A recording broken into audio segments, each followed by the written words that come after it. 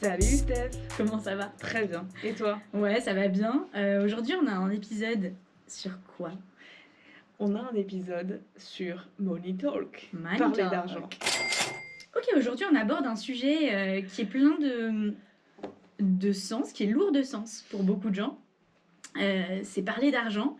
Grosso modo, si tu nous écoutes et que tu as plus de 25 ans, normalement, dans ta vie, tu vas parler d'argent. Et peut-être que ça a déjà commencé et peut-être que c'est pas facile. Et nous, ce qu'on veut essayer de t'aider à faire avec cet épisode, c'est de régler ça, quoi. C'est que ça soit plus un problème, c'est que l'argent, ça rajoute du moteur, de l'essence à tes performances, à tes objectifs dans la vie, et que ça soit plus un truc qui te crispe l'estomac, mais qu'au contraire, ça t'aide à gagner. C'est ça, hein? Ouais, parce que ce que tu fais instinctivement, c'est plutôt éviter la question. Ouais. Ou alors être gêné par ça et vouloir l'expédier au maximum, alors que ça peut être vraiment un allié. Ouais. En fait, que l'argent peut justement t'aider à avoir plus de motivation, à avoir plus de sens. Et si tu as une bonne relation décomplexée, plutôt dans le sens sans complexe que dans le sens I love money, ça peut vraiment être quelque chose qui va t'aider à performer, à être plus motivé, etc., etc. Et en fait, c'est un travail de donner du sens à l'argent. C'est pas juste un truc naturel ou un truc qu'il faut éviter parce que en fait, ce qu'on pense plutôt, c'est que avoir une bonne relation à l'argent, c'est ne pas en vouloir. Mais ce qu'on va faire dans cet épisode, c'est plutôt se dire comment vouloir de l'argent, ça a du sens. Comment ça peut être un booster de performance, de motivation, de travail et de bien-être aussi. Et on va traiter un peu ces questions-là. Donc j'espère qu'après cet épisode, tu te diras que les conversations que tu vas avoir ou que tu as sur l'argent, c'est tes meilleures conversations et plus des conversations que tu fuis. Exactement. Et qu'en fait, tu vas en te disant yes, là je vais avoir une bonne conversation, je suis chaud. Et d'ailleurs, petit disclaimer, pour préparer cet épisode, on était extrêmement dans le mal.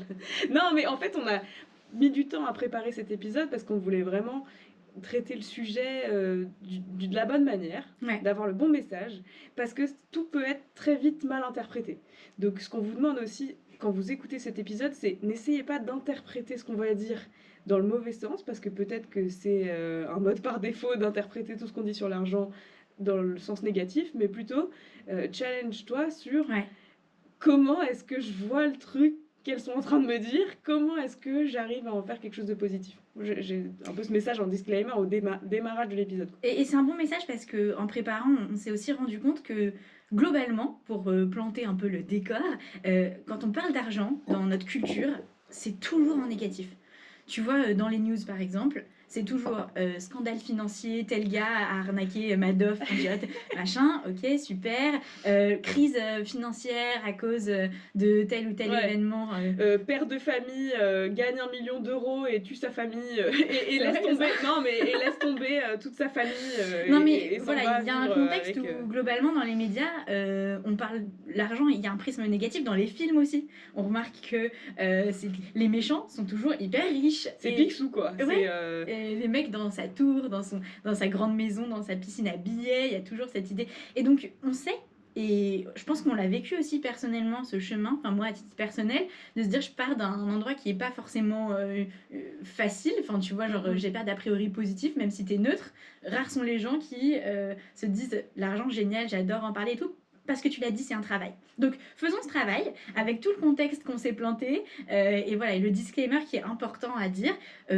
Voilà, on va essayer de faire cette gymnastique mentale, de se dire l'argent peut m'aider, je le sais, ça peut être des bonnes conversations, ça peut donner du sens à ma vie. Cool, comment je fais? Yes. Déjà, peut-être qu'on peut parler un peu de toutes les situations dans lesquelles on parle d'argent, comme ça tout le monde a bien en tête ce dont on veut parler aujourd'hui. Ouais. Bon, le premier truc qui peut concerner tout le monde, c'est dans ton job, ta négo de salaire, tous ces trucs-là. Mais nous, particulièrement, on le voit beaucoup parce qu'on accompagne des entrepreneurs. Et qu'on fait de la vente. Et voilà. Et du coup, il y a un moment où il faut qu'ils vendent. Et c'est des sujets qui reviennent. Je pense que toi, Sarah, dans tous les gens que tu vois passer et que tu accompagnes, c'est un sujet que tu dois bien remarquer, je pense. Est-ce que je me demande, est-ce que c'est quelque chose qui est, sans dire déterminant, mais d'où tu vois que le rapport à l'argent d'une personne va déterminer ou en tout cas vraiment influencer la trajectoire de sa boîte? Ça influence beaucoup et d'ailleurs quand on évalue des commerciaux ou des fondateurs, il y a toujours ce facteur-là quel est ton rapport à l'argent, ta relation à l'argent. Ouais. Parce que ça va soit te freiner, soit t'accélérer. C'est pas neutre en fait cette relation-là. Donc soit t'as une mauvaise relation, ça te freine, soit t'as une bonne relation, ça t'accélère. Et en fait, ça se voit sur 2 facettes, on va dire, de cette relation à l'argent. C'est quelle relation t'as à l'argent dans ta vente à travers le prix, qu'est-ce que tu factures, est-ce que en fait tu vas facturer assez peu et ça a un impact en fait sur comment on va te considérer, parce qu'on va moins te considérer entre guillemets parce que tu es plutôt accessoire en fait. Ouais. Pas toi, mais en fait tu es un ta boîte, quoi. prestataire T'es et pas un partenaire. C'est intéressant. Voilà, tu es un prestataire et pas un partenaire, alors que si tu factures beaucoup, que Grant Cardone il aime bien dire skin in the game, si tu t'es mouillé dans cette affaire-là, si ton client s'est mouillé en t'achetant, bah, il va plutôt te considérer comme un partenaire et il va te faire donner le meilleur de toi. Donc il y a cet aspect-là qui est plutôt dans la vente, dans le prix, dans ce que tu factures, etc. Et il y a le côté relation à l'argent plus personnel, ouais. C'est-à-dire comment je vais gérer mon argent, me motiver avec l'argent, vouloir ou non de l'argent. Et toutes ces choses-là, en fait, ça a un impact sur comment tu développes ta boîte, parce que si tu n'as pas une relation saine, où tu sais pourquoi t'en veux, c'est pour les bonnes raisons, et t'en veux, ouais. et ben derrière, tout le reste va être compliqué. Tu vas moins facturer, déjà, parce que tu auras une mauvaise relation, parce que tu te diras que, en fait, facturer beaucoup d'argent, c'est mal. Ouais. Toi-même, tu vas te dire, ben, je vais pas me payer moi. Parce qu'il y a ce sujet quand on est entrepreneur aussi, c'est je vais pas me payer moi le plus longtemps possible. En fait, ce que ça génère, c'est plein de frictions dans ta vie, des choses désagréables. Tu peux pas manger ce que tu veux, aller manger ce que tu veux. Tu peux pas te faire tel ou tel sport pour te remotiver. Et en fait, c'est des choses assez simples, mais qui sont super importantes. Tu peux pas investir sur toi, en fait. Exactement. Tu peux pas, parce que t'as pas ce mindset-là, où l'argent a du sens et où tu te... On peut dire ça, mais tu te treat avec de l'argent, dans le sens où tu te fais plaisir, tu prends soin de toi. Auto-cadeau. En fait. Ouais, mais tu prends soin de toi, ouais. et tu te fais plaisir. Donc, ça veut pas dire dépenser tout l'argent que t'as pas. Mais ça veut dire que quand t'en as, qu'est-ce que t'en fais, et est-ce que t'en veux. On a écouté un truc avec Steph qui nous a beaucoup plu, un podcast là, où la nana disait, je suis allée voir une coach autour de l'argent, et une des premières questions qu'elle m'a posées, c'était si l'argent était une personne, est-ce qu'elle voudrait traîner avec toi? Ouais, c'est génial parce qu'en fait, donc c'est un podcast anglophone. Je mettrai la référence dans les notes parce qu'il est intéressant. Alors là, c'était plus sur les finances personnelles, mais il y avait cette question de la philosophie de ton rapport à l'argent. Et en effet, la coach, Money Coach, dit à la nana, t'as vu comment tu parles d'argent depuis 30 minutes? Et la fille dit, ouais, ben, voilà, je vous explique mes problèmes. Elle dit, imagine maintenant que argent est une personne. Et est-ce que tu penses qu'elle aurait envie de traîner avec toi si tu parles d'elle comme ça? Ouais. Et elle dit, ouais, bah, clairement, non. Enfin, si c'était une personne et que je parlais comme ça d'elle, ça ne marcherait pas. Et du coup, ça soulève pour moi un point qui est assez intéressant. Souvent, on se dit, en fait, je penserai à l'argent quand j'aurai de l'argent. Ou tu vois, on le voit un peu. Par exemple, on avait une discussion intéressante hier avec quelqu'un qui est venu chez Jab et qui nous a dit mais en fait, là, peut-être que j'ai pas encore les fonds, donc je vais attendre d'avoir les fonds pour m'offrir Jab, investir sur moi. Et voilà, cette mentalité de quand l'argent sera là, je me préoccuperai d'avoir une bonne relation avec l'argent. Exactement. Et en fait, ça ne marche pas comme ça. C'est-à-dire que si tu crées pas les conditions pour avoir cette bonne relation à l'argent, l'argent ne viendra pas. C'est quoi une mauvaise relation à l'argent? Comment on le voit? Déjà, il y a ce truc de... Alors, il y a plusieurs trucs, mais je pense qu'il y a beaucoup de croyances autour du fait que c'est tabou, déjà. Ouais. C'est mal de gagner de l'argent. Il y a aussi ce truc de jugement, aussi. Je pense que ça, pour le coup, sur le thème un peu perso, ça nous est tous déjà arrivé de se dire ah, mais cette personne, elle dépense mal son argent. Mais même soi-même, d'ailleurs. Quand tu regardes, parce que, en fait, tu es un entrepreneur, tu vas juger un autre entrepreneur d'avoir investi sur, je sais pas, du sport pour ses employés. Tu vas juger un autre entrepreneur d'avoir investi plus que le salaire de son commercial sur son commercial. Ouais. Parce que c'est ça que les gens font chez nous aussi. Ouais, c'est qu'ils investissent beaucoup sur leurs commerciaux en plus de leur salaire. et ils se disent mais ça a pas enfin d'autres pourraient se dire ah mais c'est pas bien, c'est pas équilibré, je sais pas quoi. Et en fait, c'est hyper révélateur quand, quand tu te mets à juger comment quelqu'un d'autre dépense son argent parce que ça vient d'un endroit chez toi qui est plutôt je manque d'argent. Ouais. Et donc je vais juger les autres de comment ils investissent le leur parce qu'ils en ont. Et c'est pas bien. Ouais, c'est intéressant. Ça vient pas d'un sentiment de il y en a pour tout le monde suffisamment et moi peut-être qu'après j'en aurai. Ça vient pas de là. Tu parlais tout à l'heure de Grant Cardone, qui est donc, pour ceux qui ne savent pas, c'est un Américain qui est vraiment expert sales et qui parle beaucoup de ces thématiques-là. Et par rapport à ce que tu viens de dire, j'ai envie de rebondir en disant, quelqu'un un jour lui a dit « Mais tu sais, Grant, l'argent ne fait pas le bonheur. » Bon, parce que voilà, lui, il parle d'aller chercher l'argent, gagner de l'argent. Il en parle beaucoup et du coup, c'est assez facile d'aller se dire « Ah, ce gars pense que l'argent fait le bonheur. » Et il lui a répondu quand je... C'est trop bien.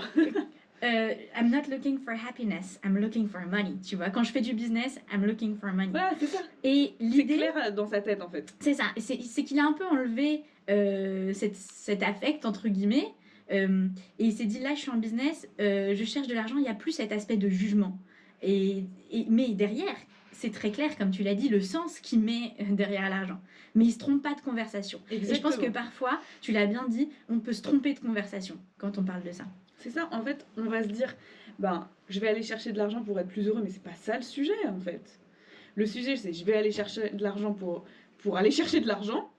L'argent, je vais l'investir là-dedans. Ouais. Et peut-être que ça va avoir une influence sur mon bonheur, mais en fait, est-ce que c'est vraiment le sujet pour l'instant? Ouais, c'est ça. Et cette corrélation est vraiment trop rapide et je pense que ça cristallise beaucoup de mauvaises conversations autour de l'argent, entre argent et bonheur, et qu'il y a vraiment le point le plus important qu'on zappe, c'est le sens. Et qu'est-ce que ça permet de faire, qu'est-ce que ça permet de construire. Et du coup là, bah ouais, c'est important, ça motive et ça devient un vrai vecteur. Quand tu sais ce que tu vas chercher, bah tu te poses plus cette question sur aller gagner ton argent en fait. Tu dois le faire.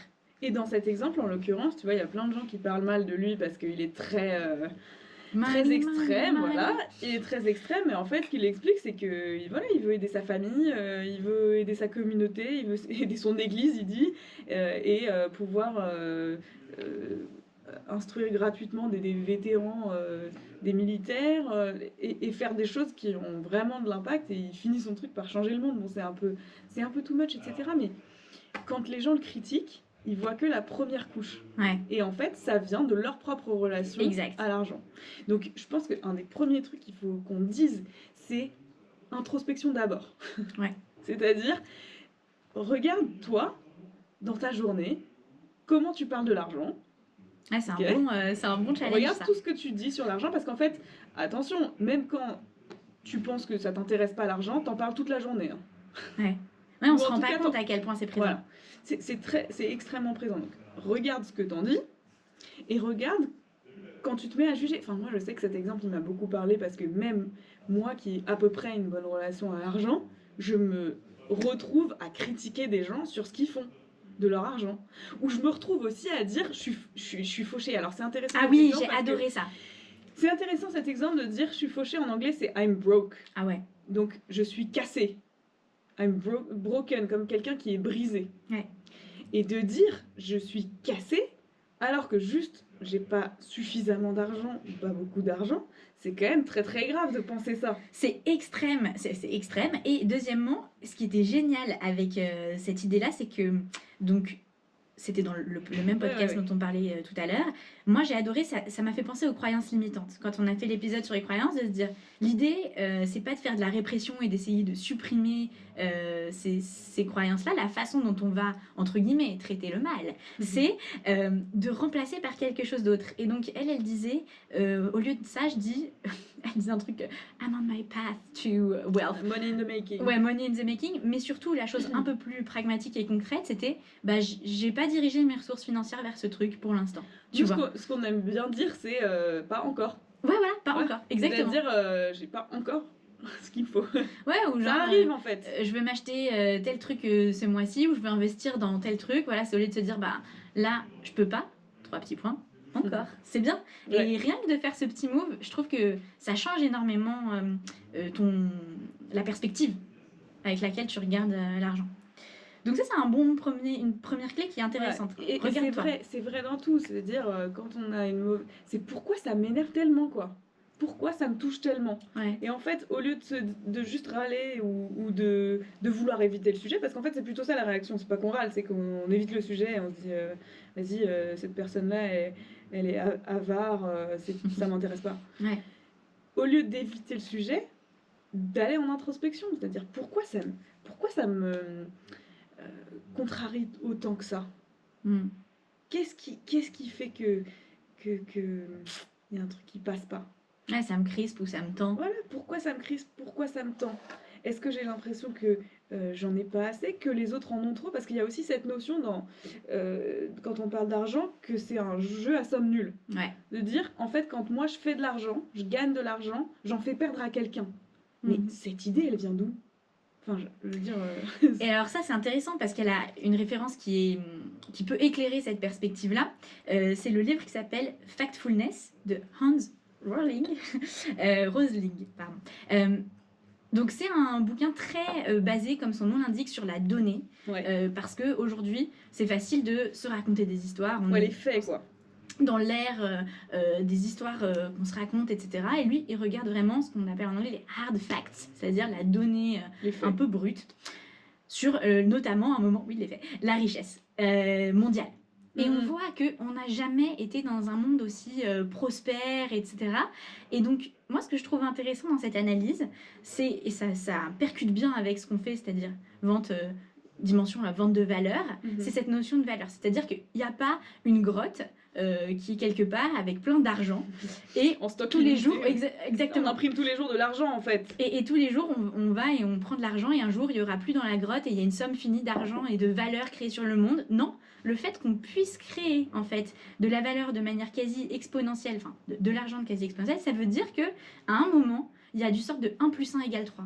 Et que en fait, je te donne mon argent, tu me donnes ton temps et ensemble on crée quelque chose de plus grand et la valeur monétaire de ce qu'on a créé est supérieure à celle que tu m'as donnée au début. Tu vois ce que je veux dire? Ouais, et en fait je pense que cette espèce de limite ça vient un peu de l'étalon or, qu'en fait à la base l'argent est indexé sur l'or qui est quand même une ressource limitée. Il y en a un certain nombre dans le monde et peut-être que ça a une influence là-dessus.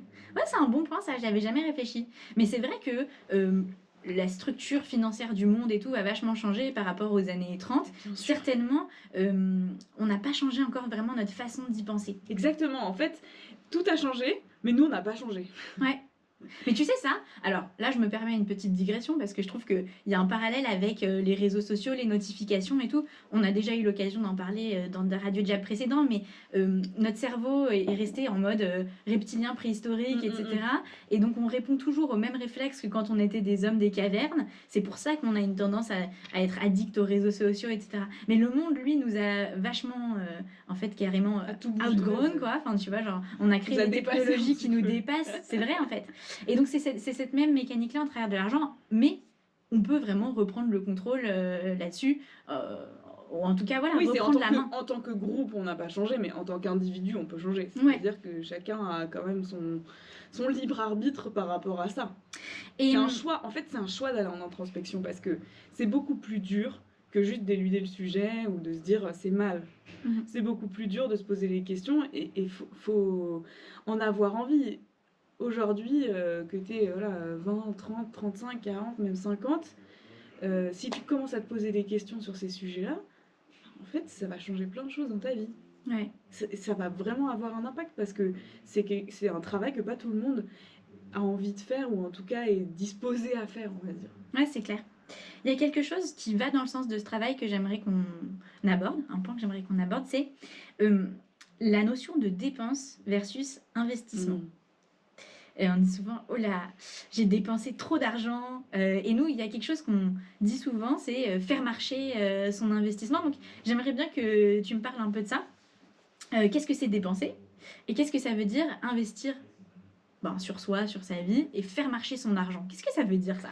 En fait, dans la notion de dépenser, il y a une notion de perte. Ouais. C'est-à-dire, c'est comme jeter l'argent par les fenêtres, cette expression-là. Et il y a cette notion que j'ai perdu quelque chose, quoi. Je me suis séparée de cette somme d'argent. Ce que ça crée, c'est pas beaucoup plus important que la somme d'argent que j'ai mis dedans. Ouais. Ok. Et quand on va parler d'investissement, on va plutôt être dans un état d'esprit où on crée justement de la valeur et de l'argent peut-être. Donc un investissement, ça va être je me sépare de telle somme d'argent pour générer ça, ça et ça. Et les choses que je génère vont avoir plus de valeur que la somme d'argent dont je me suis séparée. De manière très simple et schématisée. Ouais, mais c'est important de bien faire la distinction. C'est un peu ça reboucle avec ce qu'on disait tout à l'heure. Je trouve que ça, typiquement, on le voit beaucoup chez nos clients. Ils ont du mal au début à nous acheter. Et ils disent oh là là. Et en fait, à la fin, on voit que c'est un vrai investissement. Parce qu'aussi, ils ont une relation à l'argent qui est très... comment dire, serré, quoi. C'est-à-dire que 1 000 euros, c'est beaucoup d'argent pour eux. Et ça, quand on est une entreprise, c'est pas possible, parce que sinon, c'est très dur de facturer plus que ça. Ouais. Donc, et puis, ils nous disent souvent, mais j'ai jamais fait une telle dépense. Donc déjà, il y a ce truc-là de se débloquer en termes de dépenses. Ça veut dire qu'il faut avoir à disposition de l'argent, c'est ok, on va pas dépenser un argent qu'on n'aura jamais. Mais on peut dépenser de l'argent qu'on n'a pas encore. Qu'est-ce que ça veut dire? C'est que si aujourd'hui, je me dis, je fais un investissement sur moi, parce qu'en fait, quand j'investis sur moi, c'est là où ça rapporte le plus en général, c'est le plus cohérent, on va dire. Je fais un investissement sur moi. Aujourd'hui, on parlait de ça hier, c'est-à-dire aujourd'hui, j'ai pas le cash disponible. Ouais. D'accord? Mais je sais que si j'investis tant, c'est pour faire tant de chiffre d'affaires. Disons, si j'investis 10 000 euros sur moi, c'est pour en générer, allez, peut-être 100 ou même 10 en fait, déjà, si c'est les 10 premiers. Ouais. Je suis capable d'investir 10K sur mes 10 premiers milliers d'euros de chiffre d'affaires. Bah, je les ai pas aujourd'hui, mais j'ai peut-être trouvé les moyens de les financer. Aujourd'hui, quand même, l'accès à l'argent est extrêmement facile.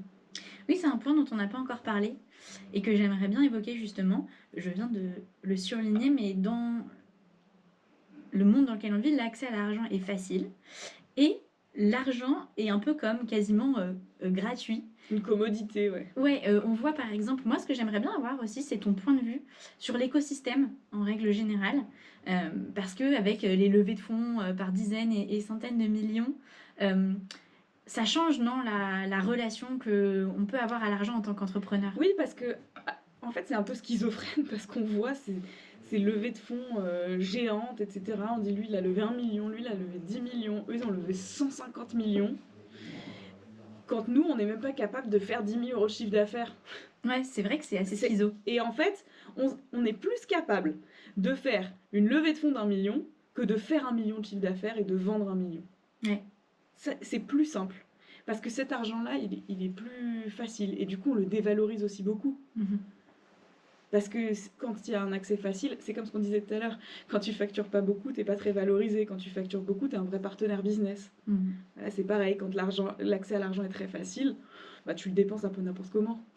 Ouais, je pense que ça, c'est un point dont on parle pas beaucoup dans les conversations autour de l'argent, de la vente, des levées de fonds, etc. Dans l'écosystème, je parle, parce que nous, on en parle assez souvent. Mais c'est important de se dire, la valeur ne veut pas dire le prix ou le montant. Tu vois, la valeur de tes premiers, peut-être 100 000 euros que tu as signés, et on le voit, tu vois, avec les entrepreneurs qu'on accompagne, ça vaut 10 milliards de qu'un pour être prêté. Enfin, te donner du coup, mais tu vois. Et c'est marrant, on regardait la vidéo là tout à l'heure de... Comment il s'appelle? Un fighter de MMA. Un fighter de l'UFC. Et il disait... il expliquait comment il a dépensé son premier million. Et donc, ça d'ailleurs, c'est un bon exo que chacun peut faire. Moi je l'ai pas mon premier million, perso. Non mais on parlait tout à l'heure de, tu vois, pour que ça soit une source de motivation saine et pour que ça soit un motivant, un carburant. De te dire ce que t'en ferais. Voilà, de dire mon premier million, dans quoi je le dépense, et après tu pourrais carrément faire une petite jauge en te disant allez j'ai 50 000, j'ai acheté ça, nanana. Ah bon là je pars dans un délire, mais c'est bien, ça concrétise le truc, ça concrétise. Pardon, donc continue. Et lui il disait, il donnait la répartition un peu, donc je sais pas, il devait y avoir peut-être 200 000, 100 000 de j'ai acheté une voiture à mes parents, je me suis acheté une voiture, des trucs comme ça. J'ai fait du bling, ok cool. Et en fait, sur lui, il a investi plus de 300 000 euros. Ouais. Donc, en allant chercher des expertises un peu partout dans le monde, en allant s'offrir un jacuzzi et un ice bath, donc un bain de glaçons, quoi, enfin, un bain gelé, et tout ça, il explique que c'était les meilleurs investissements. Et si j'avais dû faire plus, j'aurais fait plus. Et pour relier Si ça j'avais pu. à la performance, parce que j'ai trouvé que c'était excellent ce qu'il disait sur le fait que c'est plus difficile de rester au top que d'y arriver. Et en fait, il a vraiment, comme tu l'as dit, 300 000 sur 1 million, c'est quasiment un tiers de son premier million. Il l'a réinvesti sur lui parce qu'il sait que c'est ça qui va l'aider à devenir meilleur. Et donc, en fait, je trouve que tout de suite, encore une fois, ça rajoute une couche de sens, de... Ce que dit Grant Cardone, toujours stay hungry, tu vois, genre avoir toujours faim et de savoir que ça va vraiment m'aider à devenir meilleur. Et tu sais, la semaine dernière, donc on a, pour vous, chers auditeurs, on a accueilli toute la promo d'HEC Entrepreneurs ici pour... pour leur faire une introduction à la vente, les aider à vraiment pouvoir vendre en fait, pouvoir démarrer. Il y a un très bon épisode de Radio Jab là-dessus, un petit reportage. Exactement, et ça m'a fait penser à quelque chose, c'est que tous ces jeunes entrepreneurs qui vont démarrer, en fait ils sont quasiment tous capables, et d'ailleurs ils sont tous capables, d'investir 10 000 euros sur eux alors qu'ils en ont zéro. Parce que je prends ce 10 000 parce qu'en fait c'est ce que tu investis pour rentrer chez nous à peu près, pour devenir client Jab. Et je me disais, mais, et pourtant, c'est potentiellement pas trop ce qui va se passer. C'est-à-dire, ils ont tous la capacité de le faire, et en fait, c'est ça qui les aiderait le plus au monde, plutôt que d'investir dans des logiciels, etc. Mais c'est pas ce qu'ils vont faire. En tout cas, aujourd'hui. On va les aider à le faire un jour. mais aujourd'hui, c'est pas forcément ce vers quoi ils vont aller instinctivement. Et je pense que si j'ai envie de faire passer ce message aussi, c'est investir sur soi. C'est vraiment, il y a le meilleur retour sur investissement. C'est incomparable en fait. Et souvent, nous on le voit chez nos clients, pour décrocher les premiers milliers d'euros de chiffre d'affaires et faire les premières performances d'une entreprise, c'est là le plus dur, quoi. Arthur, il aime bien se dire s'arracher à la gravité. Ouais, c'est beau comme expression. Décoller, en fait. Mais c'est ça. Et souvent, nos clients, ils investissent autant d'argent dans déclencher ces premiers euros-là qu'ils n'en gagnent. Tu vois ? Ils sont prêts à même investir plus d'argent que ce qu'ils vont gagner. Parce que c'est très dur de faire ce premier jump-là. Et c'est un peu le saut de la foi, mais en fait, c'est le plus important, quoi. Exactement. Et ça revient à ce que tu disais tout à l'heure sur investissement versus dépense. Et faire marcher son argent, parce que c'est ça la question que tu avais. J'allais y revenir. C'est vraiment quand j'ai fait un investissement qui me coûte, en fait, ou qui me fait mal un petit peu, parce que investir 10 000 euros quand j'en ai zéro, franchement, c'est difficile. Et c'est là où je vais vraiment m'engager, c'est là où je vais vraiment tout faire pour que ces fameux 10 000 euros, ce soit derrière 1 million, quoi. Peut-être sur un long terme, mais en tout cas que je vais faire toutes les actions, ça va vraiment m'engager dans cette direction-là. Il y a un entrepreneur que j'aime bien, qui est le mari de Sarah Blakely. Ah oui, Jesse Eisler. Jesse Eisler, je ne sais pas prononcer très bien son nom, mais il disait sur sa relation à l'argent, que j'ai trouvé assez intéressante. C'est un gars qui n'était pas du tout riche à la base, mais pour reboucler sur ce que tu dis, go all in all the time and hope the well never runs out. Donc le well, c'est le puits. Et donc par rapport à ça, tu vois, genre, investis tout le temps le max que ce que tu peux faire. Et dis-toi que le puits va pas sécher. Donc c'est-à-dire, et ce mindset de investis et ça va revenir sur toi parce que tu vas le faire marcher. Et en fait, c'est comme ça qu'il faut y penser. Et pas comme tu disais, comme un jeu à somme nulle avec une mallette. T'as pris l'argent, zut, il y en a plus. Et du coup, c'est ça. Et ce qu'il dit par là aussi, c'est intégrer volontairement cette question de l'argent dans la performance, la motivation. Et pas juste détourner le regard, parce que c'est ça qu'on fait un petit peu. Et même, je pense à un public plus large, à toi qui nous écoute, qui est peut-être pas commercial, mais quand tu dois demander une augmentation, en fait, c'est un problème souvent, c'est Ouais. difficile. Tu te dis, Moi, mais comment par j'ai quel une point... conversation avec mes potes là-dessus? Ah, et moi aussi, par quel point je vais le commencer, comment je le justifie, Est-ce que je vais combien je avoir l'air demande. de demander trop C'est d'argent, d'être difficile. obsédée par l'argent? Ouais. Je lisais encore un article sur comment demander une augmentation. Je vais m'informer sur ce qui se fait sur le marché, de combien de pourcents à peu près je peux être augmentée, etc. En fait, c'est aussi beaucoup se cacher derrière les normes existantes, etc., pour ne pas avoir la vraie conversation. Ouais, ça c'est un bon point que tu soulèves parce que c'est vrai que c'est une sorte de bonne pratique, Ouais. entre guillemets, et qui, encore une fois, t'empêche d'aller regarder tes objectifs à toi. Je me dis que si tu vas voir ton boss et que tu dis ben, le marché paye ça, ou j'ai beaucoup de conversations autour du fait de vouloir justifier ton augmentation par rapport à ce que tu as déjà fait dans Ouais, le ou passé. par rapport à tes dépenses, tu sais. Non, mais, Perso, genre. mais en fait, voilà, mais plutôt de se dire, est-ce que c'est À ton une meilleure ancienneté, conversation? tout Ouais, ça. c'est de se dire plutôt, bah, j'ai fait tel projet cette année, donc il faut m'augmenter. Alors qu'il faut plus regarder, j'avais regardé la masterclass de Chris Voss, que je trouve hyper intéressante à cet égard. Donc Chris Voss, négociateur du FBI, le mec, je pense, ça va en égo.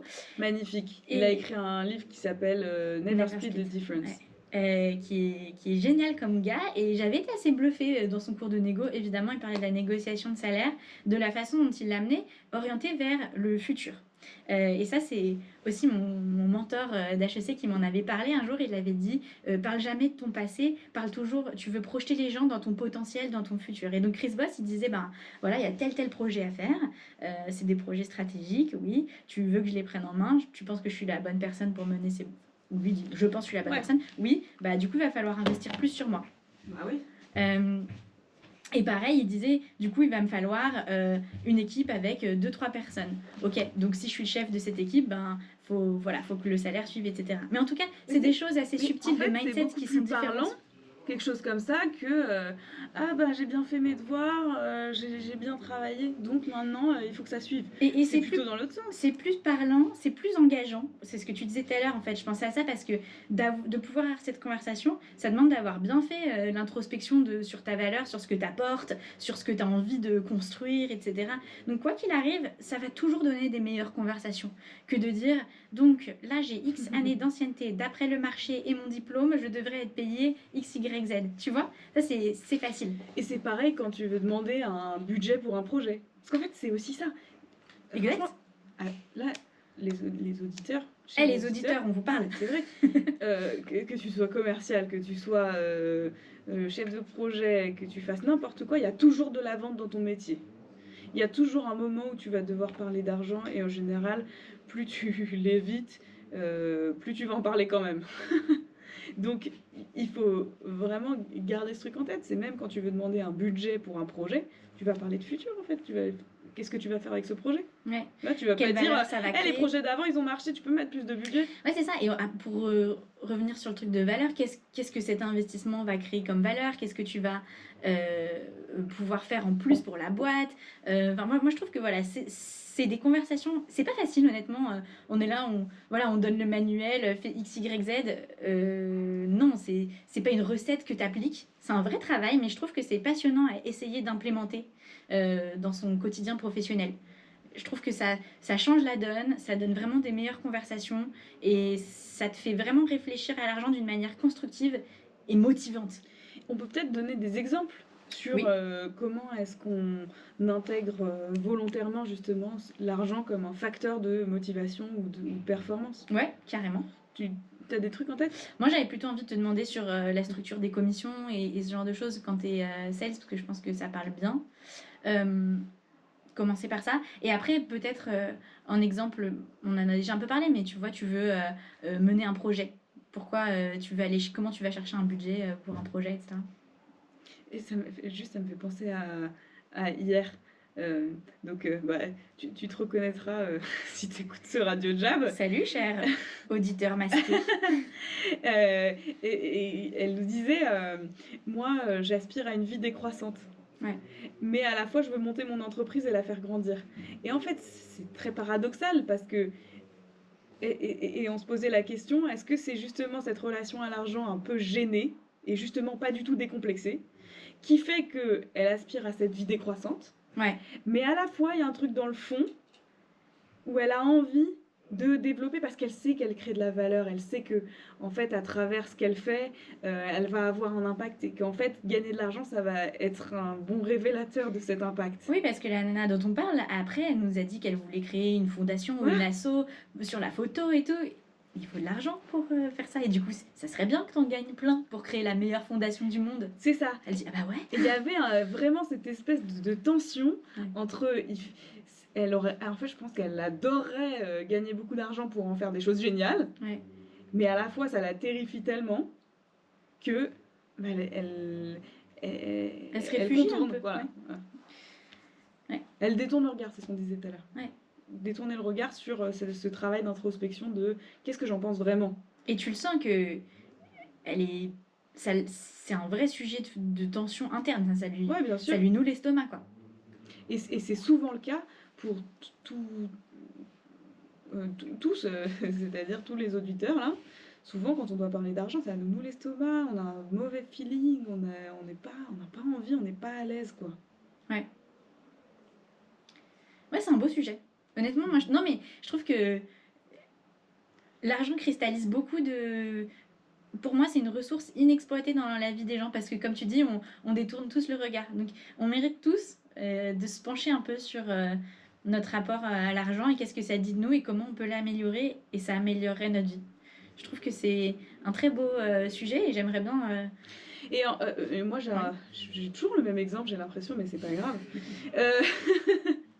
Faut poncer l'exemple. Au début, chez Jab, quand j'ai fait mon premier 50 000 €, je crois, mes premiers 50 000 €, je me suis acheté ma bague de la réussite. Ouais. et aussi bête que ça puisse paraître, en fait, à chaque fois que je suis dans une situation difficile ou que je galère sur quelque chose, bah je regarde cette bague et en fait c'est une bague qui tourne, elle a un anneau qui tourne et ça fait tourner ma chance. Oh waouh, je savais pas que c'était ça la signification, c'est stylé. C'est ça, c'est la signification chinoise, c'est la chance tourne en fait. Et à chaque fois je la fais tourner quand je me dis que ça va pas marcher. Et en fait c'est un des meilleurs investissements que j'ai fait. Ah c'est génial, je savais pas ça. C'est un des trucs les plus chers que j'ai acheté au début. Et donc pour moi, ça a vraiment beaucoup de sens. Et j'aimerais bien gagner encore de l'argent pour m'en acheter plein des bagues de la chance. Pour avoir plein de chance. Et ça a vraiment beaucoup de sens pour moi. Ah, c'est génial. Et du coup, gagner cet argent, ça a vraiment beaucoup de sens aussi. Parce que non seulement je sais que je suis en train d'avoir un impact fort sur mes clients quand je les facture beaucoup, qu'on est des vrais partenaires de business, et qu'en fait, ça crée des choses assez incroyables. Je reprends encore l'exemple de Nancy qui a été dans le podcast. Big up encore à Nancy. Big up Nancy. Nancy, ça fait 1 an et demi qu'on travaille ensemble. Ça y est, elle a recruté, elle a fait ses 200 premiers milliers d'euros de chiffre d'affaires. Enfin, je veux dire, c'est incroyable l'impact que ça peut avoir. Et moi, pourtant, quand je suis sortie d'école, j'avais envie de sauver le monde, de travailler en association, etc. Ce que j'ai fait, j'ai eu de l'impact et j'étais contente, mais là j'ai vraiment l'impression que j'ai encore plus d'impact. Ouais. Et tout ça parce que j'ai géré ma relation avec l'argent. Je sais que pour avoir beaucoup d'impact, il faut que j'ai de l'argent. Parce qu'aujourd'hui, on vit quand même dans un monde capitaliste, il ne faut pas l'ignorer. C'est comme ça que ça fonctionne. C'est tant pis, tant mieux, en fait, on ne sait pas et il n'y a pas de jugement à avoir là-dessus parce que c'est juste réel. Et en fait, comment je vais pouvoir jouer le meilleur jeu et m'élever en fait là-dedans, mais m'élever à mon sens. Pas en mode pensée automatique de qu'est-ce qui serait bien de faire sociétalement parlant. Et je pense qu'il y a aussi cette espèce de courant où on pense un peu de manière automatique. C'est ce qu'on disait au tout début de l'épisode. Les médias nous poussent à penser que quand on gagne de l'argent, on devient fou. Ou que quand on gagne trop d'argent, on devient méchant ou on oublie sa famille. Et le mec qui a tué sa famille pour 1 million d'euros. On ne sait pas qui c'est. Non, Cet exemple restera dans les annales de Radio Jab, il faut quand même le dire. Mais c'est vrai ce que tu dis, et là, je pense qu'on pourrait carrément commencer un tout nouvel épisode là-dessus, et peut-être que ça en deviendra un. Mais oui, au cœur de cette question-là, il y a cette question de pas prendre le prêt-à-penser de ce qu'on nous dit sur l'argent et se le prendre pour soi. Et je pense que c'est un bon moyen de conclure là-dessus, c'est se le prendre pour soi, ça veut dire faire cette introspection. Mais d'ailleurs, c'est quoi, moi, mon rapport à l'argent? C'est une question que je m'étais, entre parenthèses, jamais posée avant de mettre un pied chez Jab. Je pense qu'il y a beaucoup de gens qui vivent sans se poser cette question.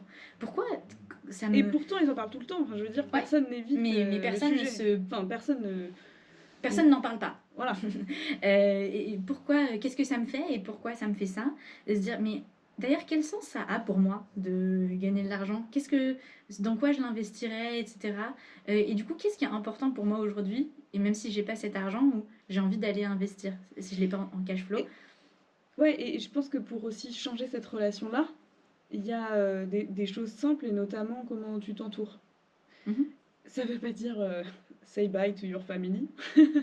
Ça veut pas dire dégage tes potes. C'est pas ça. Attention, c'est plus et par rapport à la pensée automatique, qu'est-ce que tu prends, qu'est-ce que tu avales en fait de ce qui est autour de toi, de quoi tu t'imprègnes. Ouais. Parce que tu peux aussi faire un blocage. J'aimais bien cet exemple de se dire quand tu bois de l'alcool ou quoi, tu contrôles ta consommation, tu contrôles ce qui rentre. Là, c'est pareil, tu contrôles ce qui rentre comme pensée négative autour de l'argent parce que t'as pas envie d'être là-dedans. Donc, entoure-toi bien et viens chez Jab.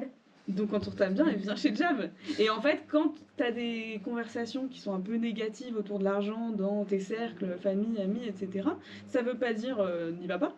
Ça veut juste dire peut-être switcher un peu de conversation. Ça veut peut-être juste dire voilà, j'essaie d'être vraiment dans une bonne relation à l'argent, donc est-ce qu'on peut changer de sujet? Ouais, grave. Et ça veut aussi dire peut-être aller chercher les gens qui peuvent apporter des bonnes conversations là-dessus. Exactement. C'est qui les gens qui ont réussi? Honnêtement, je pense qu'il y a assez peu de gens qui sont... Alors, en français, on n'a que le mot riche pour dire qui ont réussi, etc. Mais ça, c'est bien. En anglais, il y a cette notion de wealth qui est assez différente. Plus abondance. Qui est abondance, exactement. Donc voilà, qui sont les gens, moi je dirais pas forcément riches autour de toi, mais qui ont cet état d'esprit d'abondance autour de l'argent et dont tu as envie de t'inspirer et avec qui tu as envie d'avoir des conversations là-dessus. Et ça, je pense que c'est un travail, c'est difficile, hein, c'est pas écrit sur le front des gens, tu vois, mais tu le sens normalement. Et si toi, tu as identifié que tu as un petit truc, un petit sujet là-dessus, il y a des trucs à aller chercher, comme tu le dis, de s'entourer des bonnes personnes et d'essayer de imiter. Ouais. Mais en tout cas, de s'imprégner de ça. Et de faire rentrer les bons messages, les bons messages, les bonnes conversations. Voilà. Donc si on doit faire un peu un vrai pub, résumer un peu ce qu'on a dit dans cet épisode, je pense que déjà c'est se rendre compte si on a une bonne ou une mauvaise relation à l'argent, en faisant un petit peu d'introspection, en allant regarder ce qu'on dit sur l'argent tous les jours. Peut-être juste aujourd'hui déjà, ce serait bien. Qu'est-ce que tu dis sur l'argent aujourd'hui? Est-ce que l'argent aurait envie de traîner avec toi? Et aussi bien dans tes conversations business que dans tes conversations personnelles, je pense. Ça, c'est aussi le point que j'aimerais apporter. Oui, parce que on a cette conviction, ça fait partie un peu de notre culture Jab, que on distingue beaucoup vie pro, vie perso, comme si on était un peu des gens à double face. On reste quand même des personnes intégrées. Donc cette question-là, elle s'applique à la vie pro et à la vie perso. Donc voilà, donc en effet. Donc un peu d'introspection, regardez pourquoi ça me chiffonne tellement quand quelqu'un d'autre dépense son argent comme moi j'aimerais pas, et que ça me plaît pas. Il y a ce truc-là. Et puis ensuite, essayez de regarder comment on peut donner du sens à l'argent et comment on peut faire en sorte que gagner de l'argent, ça ait du sens pour nous. Donc, faire tel résultat, qu'est-ce que ça va concrètement m'apporter? Qu'est-ce que je vais faire avec? On parlait de Nancy tout à l'heure et une des premières conversations que j'avais eues avec elle, c'est de me dire on s'appelle Studio Twins Paris. Parce qu'en fait, bientôt, on va ouvrir à Los Angeles. Parce qu'on a envie de créer une fondation qui s'appellera différemment, etc. Déjà, elle, c'était clair le chemin qu'elle allait parcourir. Et je pense que si elle a d'aussi bons résultats, c'est parce qu'elle voit très bien la route vers tout ce qu'elle veut accomplir. Et puis, après, ça peut être aussi des choses simples. Si je veux offrir une voiture à mes parents, ça peut vraiment être des choses très simples. Mais qu'est-ce que c'est, ces choses simples qui comptent pour toi? Il faut que ce soit personnel, en fait. Ouais. Et après... aussi assainir la relation, c'est-à-dire crever un peu tous les abcès que tu peux crever et te demander est-ce que vraiment je ne veux pas d'argent, est-ce que juste j'en veux mais je sais pas dans quoi à quoi ça correspond pour moi, etc. Et ensuite, je pense aussi s'entraîner à en parler de manière positive. Parce que notamment dans des rendez-vous et sur la vente, il y a un grand facteur d'entraînement. C'est est-ce que j'en parle suffisamment, de manière positive et saine? Est-ce que je challenge suffisamment, etc. Parce que quand on va présenter une solution, par exemple, et parler du prix, souvent on veut vite passer là-dessus et passer à autre chose. Ouais. C'est la slide où le moment genre Clac, clac. donc c'est super génial, ça coûte bien non sinon Voilà. Donc c'est vraiment stratégique d'intégrer cette question-là d'argent dans sa motivation et dans comment ça donne plus de sens, quoi. Super. Non, franchement, je trouve que c'était une bonne conversation, un peu décousue parfois, mais il y a beaucoup de choses à dire. Donc, on espère que tu es resté avec nous, que tu as pris des bons trucs à actionner pour le futur, que ça t'a un peu chamboulé dans les tripes quand même, j'espère, et que ça va changer des trucs pour toi. Donc, voilà. Et on refera des conversations sur ces sujets parce que c'est vraiment assez important. Donc, si t'as kiffé cet épisode, tu nous laisses un WhatsApp vocal 06 19 64 32 89 et partage tes réactions, c'est mon numéro. Donc, appelle-moi. Donc vas-y, lâche-toi. Allez, salut. Allez, à bientôt.